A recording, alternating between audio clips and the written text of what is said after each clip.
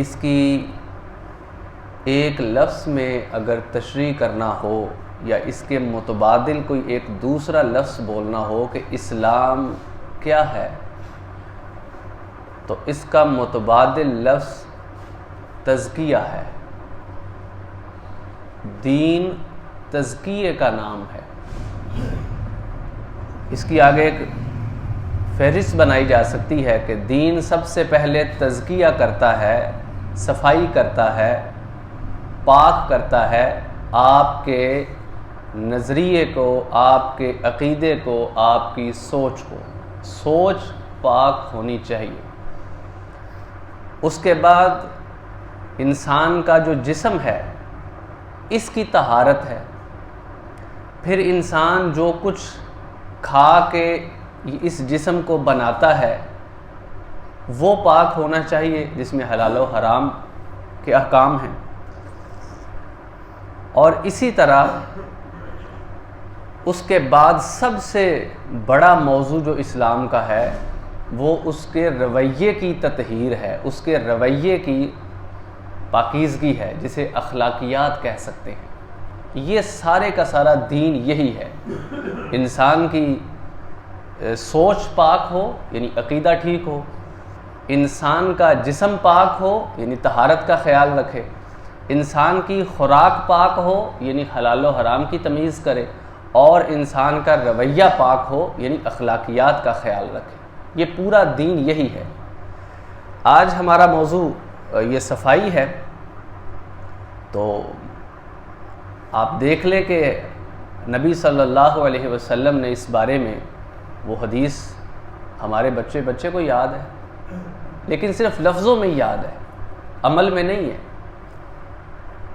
ہر جگہ پہ وہ لکھی پڑھی جاتی ہے، دیواروں پہ اسکولوں میں لکھی ہوئی ہے، بندے کو زبانی شاید یاد ہو۔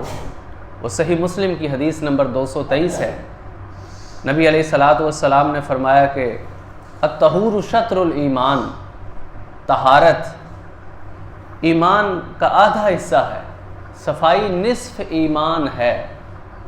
آپ مجھے بتائیں کہ ہم ایماندار ہیں، اور امام مسلم اس حدیث کو لے کر بھی کتاب الایمان کے اندر آیا ہے، ایمان کی کتاب، اور اس میں صفائی آدھا ایمان قرار دیا گیا ہے۔ تو آپ دیکھ لیں کہ ہماری صفائی کی کیا حالت ہے۔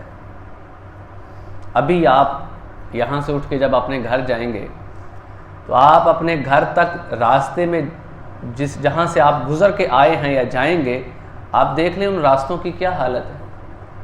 ہمارے گلیوں محلوں کے اندر جگہ جگہ پہ کوڑے کے ڈھیر لگے ہوئے ہیں، اور ہم مسلمان ہیں، ہم کلمہ گو ہیں، ہم نمازیں بھی پڑھ رہے ہیں، ہم روزے بھی رکھ رہے ہیں، اور ہم سمجھتے ہیں ہم بڑے ایماندار ہیں۔ ایمان اس وقت تک مکمل ہی نہیں ہوتا یا ہو سکتا جب تک ہماری صفائی مکمل نہ ہو۔ اچھا، یہ جتنا بھی گند آپ کو نظر آ رہا ہے یہ کون ڈال کے جا رہا ہے؟ یہ کوئی غیر مسلم ہے؟ یہ کوئی باہر کے ملک سے لوگ آتے ہیں؟ اچھا، کیا یہاں بھی ہم یہ کہیں گے کہ سازش ہو گئی ہے؟ یعنی ایک یاد رکھیں، جو لوگ غیر ذمہ دار ہوتے ہیں نا، وہ اپنے سارے کے سارے جرائم کا ملبہ دوسروں پہ گرانے کی کوشش کرتے ہیں۔ وہ سازش ہو گئی جی، سازش ہو گئی، امریکہ کر گیا، فلاں کر گیا۔ وہ معاملات چھوڑیں آپ ان کو۔ یہاں پہ کس نے سازش کی ہے؟ ہمارا دین تو ہمیں طہارت اور پاکیزگی اور صفائی کا درس دے رہا ہے، اور ہمارے گھر، ہماری گلیاں، ہمارے محلے وہ گندگی سے اٹے پڑے ہیں۔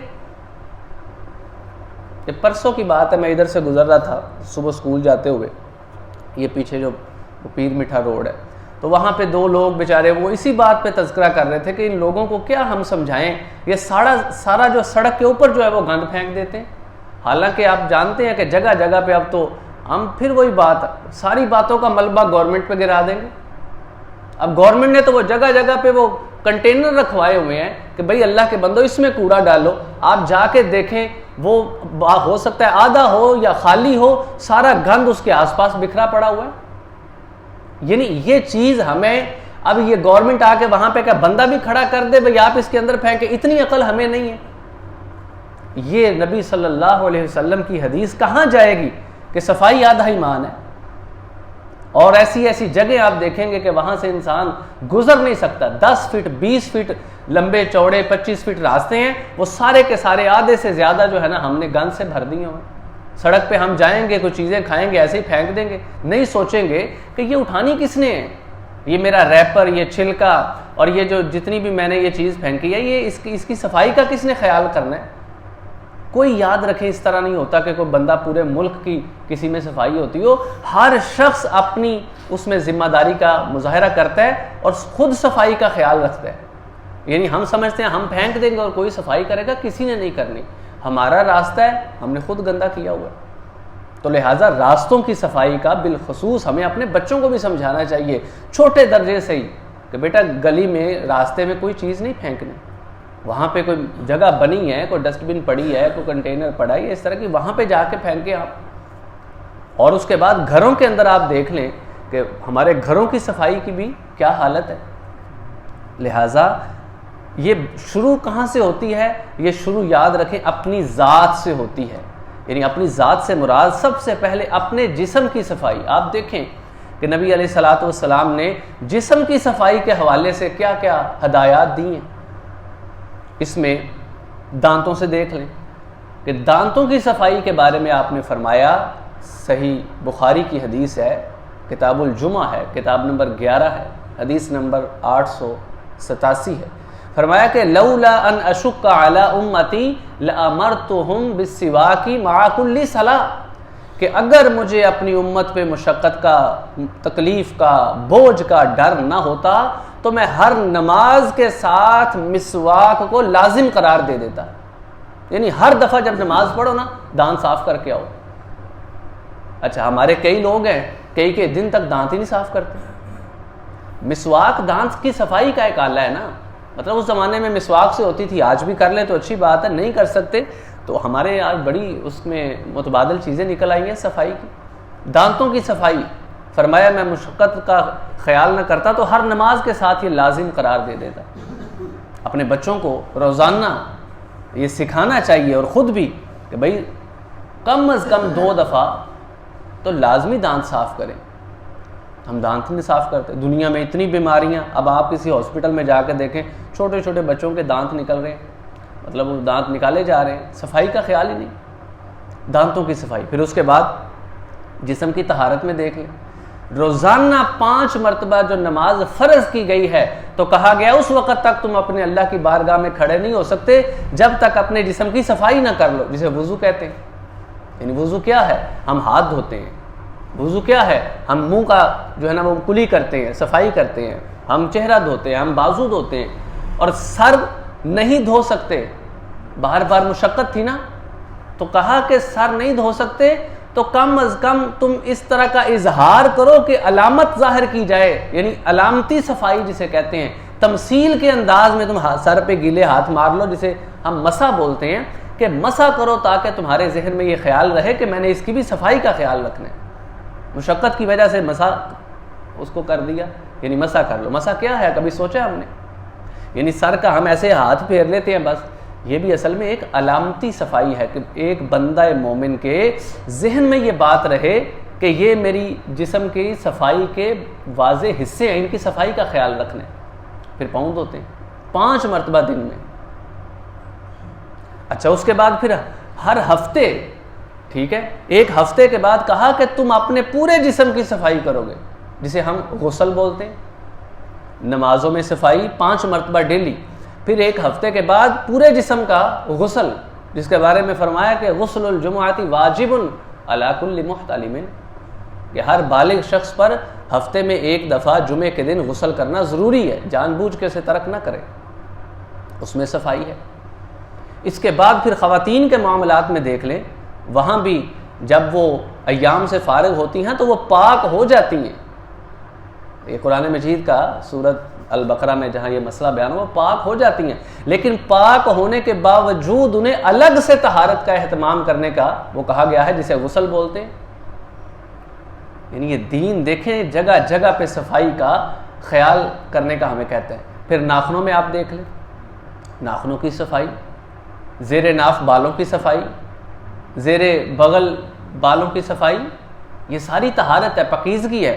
پھر اس کے بعد نبی علیہ الصلوۃ والسلام کا جو ہے وہ خوشبو کا اہتمام کرنا، یعنی آپ نہیں پسند کرتے تھے کہ میں کسی کے پاس بیٹھوں تو مجھ سے بدبو آئے یا میرے منہ سے جو ہے وہ اسمیل آئے، اور فرمایا کہ تم تو وہ پیاز اور لہسن جو حلال چیزیں ہیں، فرمایا وہ کھا کر بھی کوئی بندہ ہماری مسجد کے قریب نہ آئے، کیونکہ صفائی متاثر ہوتی ہے اور کسی شخص کو تکلیف ہو سکتی ہے، ہمارے منہ سے بدبو آ رہی ہوتی ہے۔ کئی دفعہ آپ نے کئی ایسے نمازیوں کے بارے میں دیکھا ہوگا کہ ان کے پاس بیٹھنے کا دل نہیں کرتا، وہ گفتگو کرتے ہیں تو منہ سے اسمیل آ رہی ہے، ان کے کپڑوں سے بدبو آ رہی ہوتی ہے، اور ہے نمازی۔ یہ صفائی اسی لیے آدھا ایمان ہے۔ یہ دیکھیں بڑی بڑی چیزیں، میں صرف اشارے کر رہا ہوں، وضو ہے، غسل ہے، جسم کی صفائی ہے، اور اس طرح طہارت کے دوسرے مسائل ہیں۔ یہ آدھا ایمان اسی لیے قرار دیا گیا کہ تم صفائی کرنا شروع کرو تو دیکھو بات کہاں تک جاتی ہے، اور ابھی یہ ظاہری صفائی کی بات کی جا رہی ہے، ٹھیک ہے۔ اس کے بعد نبی علیہ الصلوۃ والسلام جو خوشبو کا اہتمام فرمایا کرتے تھے اور صفائی کا اہتمام فرمایا کرتے تھے، اور لباس کے اندر بھی آپ جانتے ہیں کہ آپ کو سفید لباس پسند تھا، نہ امت پہ فرض کیا نہ کسی پہ فرض، آپ کی اپنی ایک چوائس پسند تھی۔